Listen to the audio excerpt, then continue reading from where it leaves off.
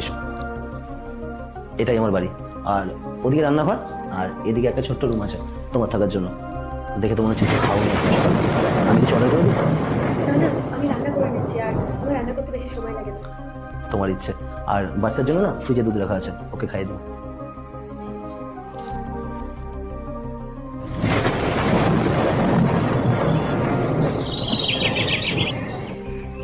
প্রীতি, হ্যাঁ, আমার রান্না হয়ে গেছে, আমি খাবারগুলো বেড়ে দিই, তাহলে বসো তুমি। না, তোমার মেয়ে কোথায়? ও তো স্কুলে গেছে। আচ্ছা, তোমার সাথে আমার একটু কথা ছিল। হ্যাঁ বলো। দেখো, আজ 6 বছর ধরে তুমি আমার সাথে রয়েছো। আমার ভালো সময় খারাপ সময় সবটাই তুমি দেখেছো। আর এই বাড়িরও সবকিছু তুমি গুছিয়ে রাখো, আমারও খেয়াল রাখো। তাই বলছিলাম, আমরা যদি বিয়ে করে দিই। আমি আমার মেয়ে আসুক, তারপর ওর সাথে একটু কথা বলে তারপর জানাই। কোনো সমস্যা নেই, তুমি তোমার মেয়ের সাথে কথা বলে আমাকে জানো।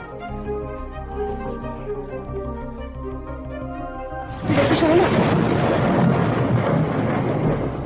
আসলে আমিও তোমাকে খুব পছন্দ করি, কিন্তু কিভাবে এই কথাটা বলবো বুঝতে পারছিলাম না। তুমি যদি চাও তোমার মা বাবা সারা জীবন সুস্থ থাকুক, তাহলে এই ভিডিওটিতে লাইক করুন, সাবস্ক্রাইব করুন এবং কমেন্ট বক্সে লাল দিয়ে পাঠিয়ে দিন। আমি তোমার মা বাবার উমর বাড়িয়ে দেব। আমিও তোমাকে বিয়ে করতে চাই।